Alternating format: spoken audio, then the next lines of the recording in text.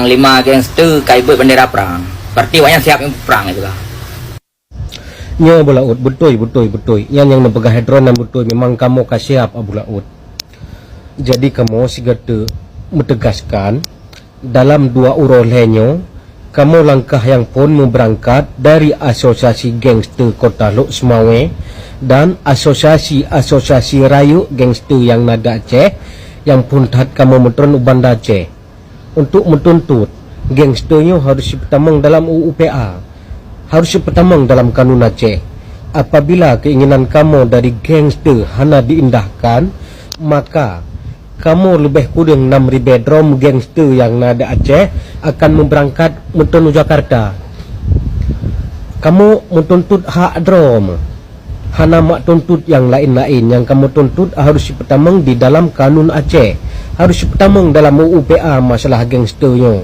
Karena kamu na anu Bulaut, na keluarga kamu perlu sit udip yang layak, perlu sit bersejahtera bersaban lagi urang-urang yang lain. Apabila permohonan kamu hana diindahkan atau diabaikan, maka kamu menam rebedro makan menjak bak Monas mandum.